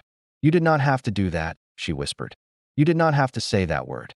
Ade looked at her, the adrenaline of the confrontation fading, leaving behind a profound and certain calm. But I did, he said, his voice gentle now. It was the only word that was true enough to protect you with. He reached over and covered her trembling hands with his own. I am sorry you were subjected to that, but I am not sorry for what I said. Unless, he hesitated, the vulnerability returning. Unless the idea is unacceptable to you. She turned her hands under his, lacing her fingers with his. She looked out at the shimmering city lights, then back at him, her eyes glistening not with shame, but with something else. Something like wonder. It was not the word that was unacceptable, Ade. It was the ugliness that came before it. The word was a shelter. He brought her knuckles to his lips, a soft, lingering kiss. No grand proposal under the stars, but a claiming in the aftermath of a battle. The title of fiancé, born in defense, had instantly woven itself into the fabric of their truth. The defending hand had not just shielded her from an insult. It had drawn a clear, bold line around their future, declaring it to the world and to themselves. The gentle unfolding was over. A new, decisive chapter had begun. The proposal. The gallery incident became their secret catalyst. The word fiancé, once spoken in the heat of protection, refused to be retracted. It hung in the air between them, a thrilling, terrifying promise that demanded fulfillment. In the days that followed, a new awareness charged their every interaction. A casual brush of hands while passing a dish was no longer incidental. It was a spark. The sound of her laughter from the garden wasn't just a pleasant noise. It was a melody he found himself waiting for. Ade watched her with new eyes. He saw the meticulous care she took in arranging flowers from the garden on the dining table. He saw the patient way she helped Chitty sound out difficult words, her voice a soft, steady encouragement. He saw the effortless grace with which she moved through his home, no longer a guest or an employee, but as its essential, beating heart. The hollow ache was now a memory, its space entirely occupied by a profound, growing certainty. He knew a traditional, flamboyant proposal would overwhelm her. It would feel like another performance for the watching world. He wanted something that belonged only to them, a moment woven from the quiet intimacy they had built. He chose a Sunday evening. The sky was a canvas of peach and lavender, the lagoon behind the house a sheet of hammered gold. The children, exhausted from a day of building an elaborate fort in the living room, had been bathed and were now drowsily watching a final cartoon before bed, curled up together on the large sofa. Ade found Neko where he often did when the day was winding down, on the back veranda, a cup of tea in her hands, watching the water. She wore a simple, printed wrapper and blouse, her hair tied back. In the soft light, she looked peaceful, grounded, real. He walked out and stood beside her, leaning against the railing. They stayed in comfortable silence for a few minutes, listening to the distant call of birds and the faint soundtrack of the cartoon from inside. "They are good for each other," Neka said softly, nodding towards the house. "Like two halves of a whole." "They are," Ade agreed. He took a deep breath, the weight of the moment settling on him, not as a burden, but as a privilege. "Neka," she turned to him, her expression open, curious. "When I saw you that first day, outside the mall, I saw a problem I thought I could solve with money and a vacant room," he began, his voice low and earnest. "I was so wrong. You were not a problem. You were the answer to a question I had been too afraid to even ask." He turned to fully face her, taking her hands in his. They were warm from the teacup, strong from a life of work, gentle from a lifetime of care. "You have brought light into this house. You have brought laughter back to my daughter's eyes. You have shown me that my heart is not a tomb, but a room that can be opened again." He paused, his thumb stroking her knuckles. "You have given Chitty safety, and in doing so, you have given me a son."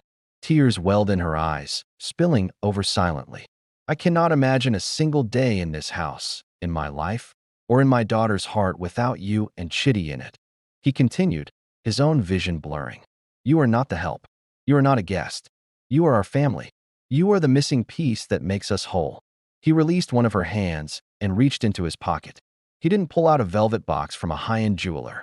Instead, he held a simple, elegant band, a perfect circle of polished platinum.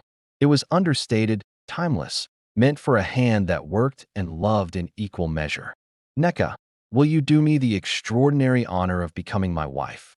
Will you let me be a husband to you and a father to Chitty in every way that matters? Will you build this life with me, officially, completely, and forever?" He held the ring between them, not offering it yet, waiting for her answer.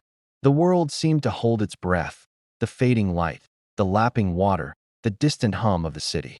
Neka looked from the simple, sincere band to his face, seeing the vulnerability, the hope, the immense love laid bare. The tears flowed freely now, but she was smiling, a beautiful, radiant smile that reached her eyes and lit up the twilight. "Yes," she whispered, the word carrying the weight of every hardship overcome, every prayer whispered in the dark, every seed of hope she had dared to plant. "Yes, Ade. 1,000 times, yes." He slid the ring onto her finger. It fit perfectly. He cupped her face in his hands, wiping her tears with his thumbs, and then he kissed her.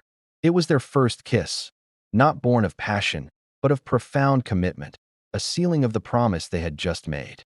It tasted of salt, of tea, of a future finally claimed. From the doorway, two small faces peered out, having been drawn by the quiet intensity. Aoife saw the kiss, saw the ring on Nneka's finger, and her face exploded in a joy so pure it was almost blinding. She clasped Chitty's hand. "I told you," she whispered loudly. "I told you they were going to be a proper family." Chitty, understanding on a level deeper than words, simply smiled, leaning his head against his new sister's shoulder.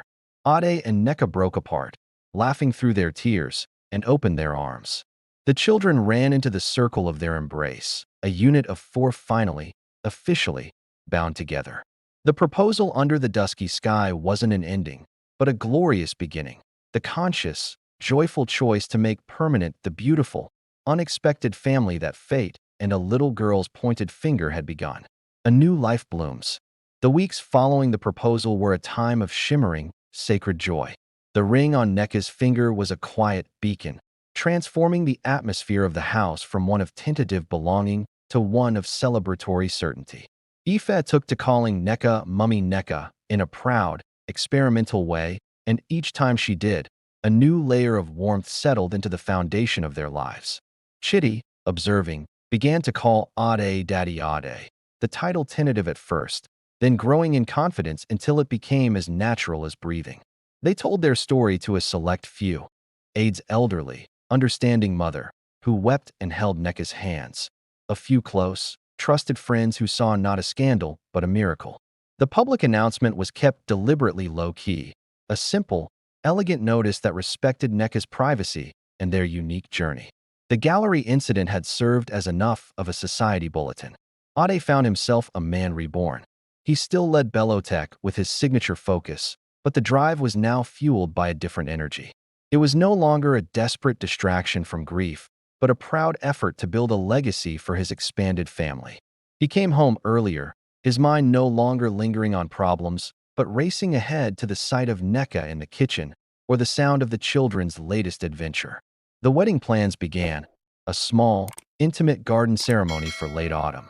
Nneka, with Aoife as her eager, opinionated consultant, pored over fabric swatches and flower catalogs, her choices reflecting her own elegant, simple taste.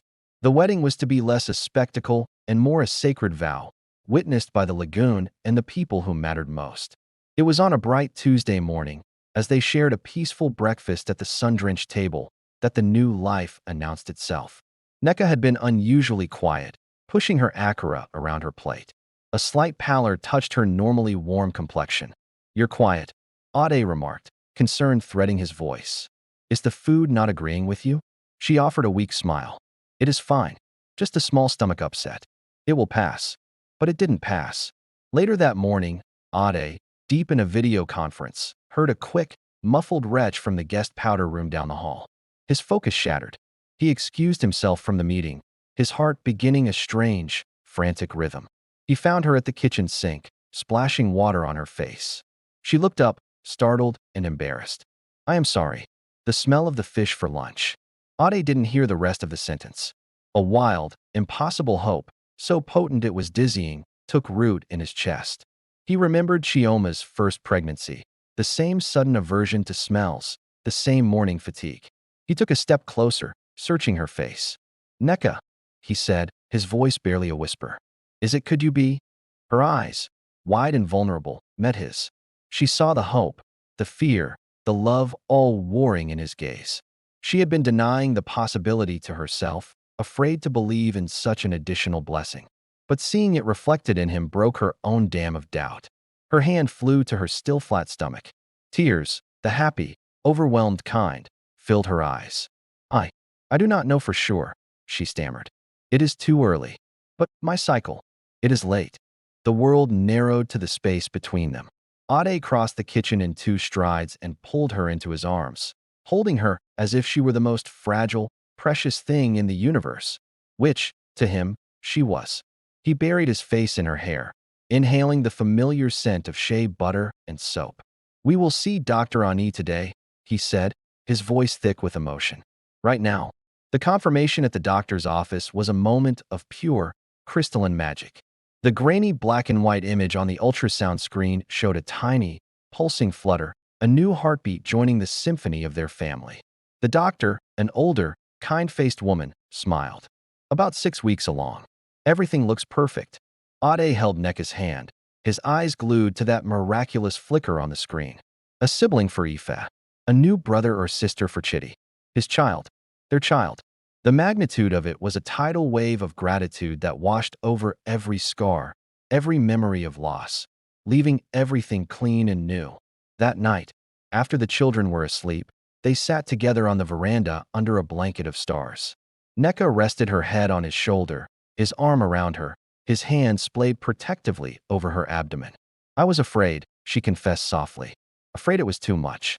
Too much happiness after so much struggle. He kissed her temple. It is not too much. It is simply what was meant to be. This child, he said, his hand gently pressing against her stomach, is a promise. A promise that our story is not just about healing from the past, but about building a future. Together, she placed her hand over his, lacing their fingers. Ife will be over the moon. Chitty will be a wonderful big brother. And I, Ade said, his own tears finally falling freely, silent and sweet. I will be the father who gets to witness it all. Thank you, Okomi, for this, for everything. The new life blooming within her was more than a pregnancy.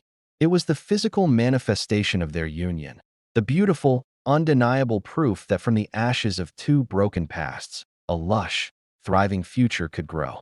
The house, once a monument to silence, now seemed to hum with the vibrant, invisible energy of the promise growing in its heart. Their family was not just being joined. It was multiplying, expanding in love, a testament to the boundless possibilities that begin when a lonely heart finally chooses to open its gates. Vows in the garden. The morning of the wedding dawned clear and soft, the fierce Lagos sun gentled by a veil of high, pearlescent cloud. It was as if the sky itself had chosen to be a benign, luminous canopy for their day. The estate, always immaculate, had been transformed into an enchanted glade. White satin ribbons fluttered from the fronds of palm trees. Chairs upholstered in cream linen were arranged in loose rows facing a simple wooden archway entwined with lush, fragrant jasmine and creamy gardenias. At the center of the arch, a perfect spray of the purple ixora from their own garden provided a burst of joyful color. The air thrummed not with the tension of a grand production, but with the peaceful, profound anticipation of a sacred promise about to be kept. Inside the main house, in what had been Chioma's former sitting room, now a sunlit space filled with books and children's art, Neka stood before a full-length mirror. Her wedding dress was not a princess gown, but a masterpiece of simple elegance. Fluid ivory silk that draped her gently, accommodating the tender, nascent swell of her pregnancy, with delicate cap sleeves and a neckline that framed her face. It was modest, radiant, and utterly her. Ife, her official mini-matron of honor, stood beside her in a dress of soft lavender, her hair in intricate braids adorned with tiny pearls. She was uncharacteristically quiet, her small face solemn with the importance of her duty. "You are the most beautiful mummy in the whole world," Ife whispered, her eyes shining as she carefully handed Neka a small bouquet of white roses and trailing ivy. Neka knelt, the silk pooling around her, and took Ife's hands. "And you, my brave, beautiful girl, are the reason this is all happening. You pointed us toward our happiness." She kissed Ife's forehead, her own eyes glistening. "Thank you for sharing your daddy with me." Ife beamed, throwing her arms around Neka's neck. "Now I have you forever." Outside, the small group of guests, less than 30 of their very closest, had gathered. Ade's mother sat in the front row, dabbing her eyes with a lace handkerchief. A few trusted friends from his inner circle, and a shy, proud cousin of Neka's who had been tracked down and embraced, were all who bore witness. Ade stood under the flower arch, waiting. He looked powerful and profoundly vulnerable in a traditional agbada of the finest off-white brocade, simple yet majestic. His heart was a drum against his ribs, but it was a rhythm of joy, not anxiety. Beside him, acting as his best man in spirit, stood Chitty. The little boy, now 5, was resplendent in a miniature version of Ade's attire, holding the ring securely on a small velvet pillow. He stood straight, his face a picture of earnest concentration, periodically looking up at Ade for reassurance. Ade would give him a small, steadying nod, his hand resting briefly on the boy's shoulder. His son, the soft strains of a single cello began, played by a musician hidden amidst the greenery. It was a Yoruba love song, its melody slow and deep as a river. All heads turned. First, Ife appeared at the top of the petal-strewn path that served as the aisle. She walked with deliberate, graceful steps, scattering rose petals from a basket with intense focus, a small smile playing on her lips. She arrived at the front, gave Ade a fierce, happy wink, and took her place. Then, Nneka appeared on the arm of the elderly family lawyer, a kind man who had become a grandfatherly figure. As she walked slowly towards him, the world fell away for Ade. He did not see the guests, the flowers, the lagoon glittering beyond. He saw only her, the woman who had emerged from the concrete with nothing but dignity and her son. The woman who had filled his silent house with the aromas of home and the sounds of life. The woman who carried their future within her. Her eyes were locked on his, and in them, he saw a reflection of his own journey, from loss to loneliness, from lonely survival to this moment of abundant, chosen love. She reached him. The lawyer placed her hand in Ade's and stepped back. Ade's fingers closed around hers, warm and sure. The officiant, a progressive female judge who was a friend, began with simple, heartfelt words about love found in unexpected places, families built by choice, and second chapters written with courage. But the core of the ceremony belonged to them. When it was time for their vows, they turned to face each other, their hands still clasped. Ade spoke first, his voice clear and strong, carrying to every heart present. Nneka, when you came into our lives, you did not just bring light. You brought the dawn after a very long, cold night. You have loved my daughter as your own, and you have given me a son in Chitty. You have shown me that my heart is not a room to be kept locked, but a home to be shared. I vow to honor you, to cherish you, to stand as your shelter and your partner all the days of my life. I vow to be a father to Chitty and to our new child, with all the love and devotion I possess. Tears streamed freely down Nneka's face, but her smile was luminous. She took a steadying breath.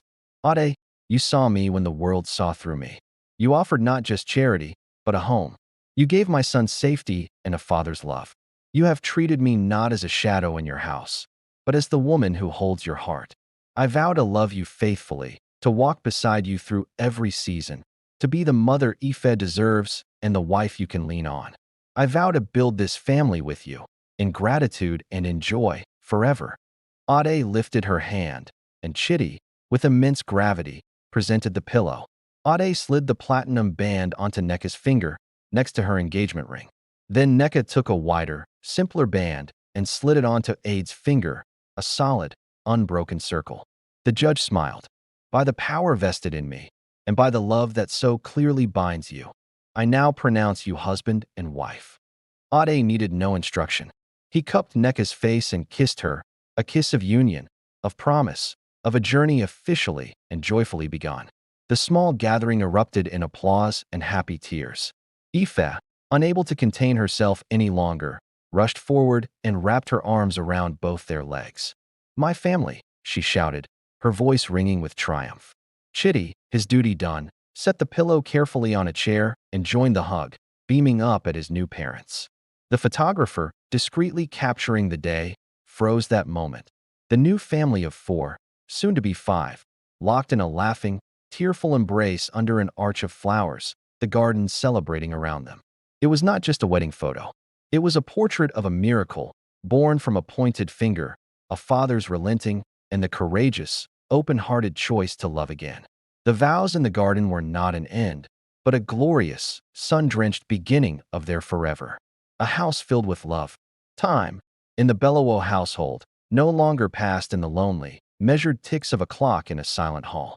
It flowed now, a rich, vibrant river carrying the sounds of growth, laughter, and the gentle hum of deep contentment. Less than 18 months from that fateful Saturday at the mall gate, the mansion on Banana Island had shed its final vestiges of being a mere residence. It was, indisputably, a home. The transformation was most evident in the sounds. The morning silence was shattered not by anxiety, but by the cheerful cacophony of preparation.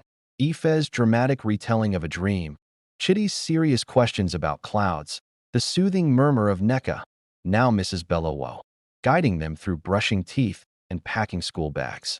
Ade, who once left for work in a bubble of quiet focus, now departed amidst a flurry of goodbye kisses. One from his wife, a fierce hug from Ife, and a careful, deliberate high-five from Chitty, who had decided it was the most manly form of affection. The playroom was no longer just Ife's domain. It was a shared headquarters of imagination. The astronaut kit, finally assembled by four determined pairs of hands, sat proudly next to Chitty's growing collection of model cars. Drawings were signed not just with one name, but often with four, a chaotic scribble of ownership that denoted their collaborative projects. Neka's pregnancy progressed, a gentle, blooming secret that filled the house with a palpable, tender energy. Ife would talk to the growing baby through Neka's stomach, narrating stories of their day. Chitty, with a 5-year-old's solemn wisdom, would bring her glasses of water and pat her arm, his small face etched with protective concern. Ade's love for her during this time was a watchful, awestruck thing.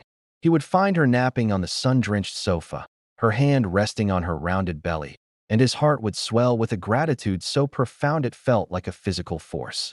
The wedding photo, the one of their laughing embrace under the floral arch, sat framed not in a formal living room, but on the kitchen counter, where splatters of stew and flour were a testament to the life lived around it. It was a part of their daily tapestry, not a relic on a distant shelf. One evening, Ade returned from a triumphant but draining board meeting. The house welcomed him with its familiar, new symphony. He could hear Ife practicing a piano piece with more enthusiasm than accuracy in the living room.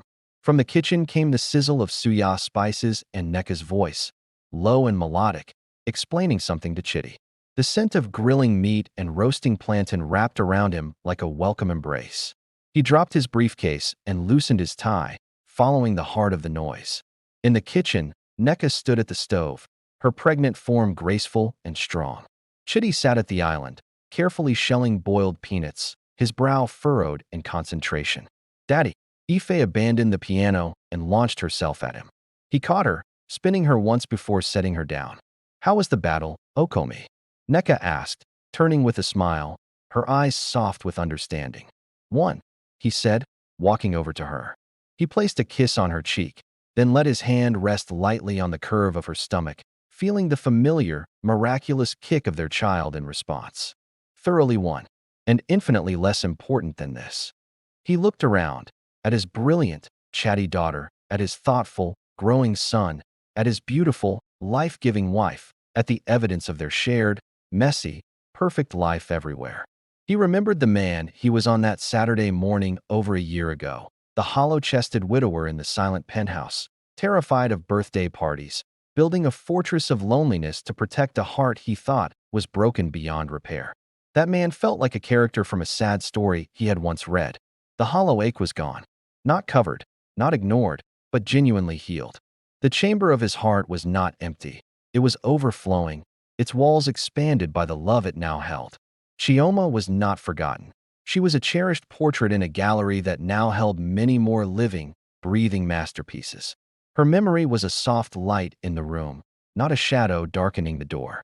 Dinner was a loud, joyful affair of shared suya, laughter over Ife's dramatic account of a school play audition, and Chitty's quiet announcement that he could now write his full name. Afterward, as Neka bathed the children, Ade stood on the veranda, looking at the lagoon under a diamond-studded sky. The silence here was different. It was a peaceful, full silence, the kind that comes after a day rich with connection, pregnant with the promise of tomorrow. Neka joined him, slipping her hand into his. They stood together, not needing words, watching the lights of the mainland glitter in the distance. "Do you ever think about it?" she asked softly. "That day at the mall." "Every day," he said, pulling her closer, his arm around her shoulders, his hand resting on the life they had created together. "I think of a little girl who saw a friend where others saw a problem. I think of it as the day our lives truly began." Inside, the house was quieting, readying for sleep. But the quiet was no longer an absence. It was the sound of love, settled and deep, breathing in every room. The story that began with a pointed finger and a father's reluctant, loving relenting had written its happiest of endings, which was, in truth, just the beginning of a long, beautiful, and love-filled history. Ade, looking directly at the camera, his voice warm and reflective, "And that, my friends, is our story. From a single moment of a child's compassion to the full, vibrant family you see here today. Neka, smiling, her hand gently squeezing Aids. It was a journey we never saw coming. A reminder that love and family can be found in the most unexpected places when we're brave enough to open our hearts. Ife, grinning and popping her head up. I just wanted to play. And now I have a brother and a new baby coming and a mummy. Chitty nods seriously, then adds with a shy smile, and a daddy. The family shares a soft, collective laugh, leaning into each other. Ade, life has a funny way of bringing the pieces together. Thank you for watching our story. If you were touched by this journey from loneliness to love, Neka, and if you believe in second chances and unexpected blessings, Ife and Chitty, in unison, playfully, subscribe. Ade, chuckling. Yes, subscribe for more stories of hope, heart, and the beautiful ways families are made. Hit that notification bell so you don't miss what comes next. From our family to yours, thank you for watching.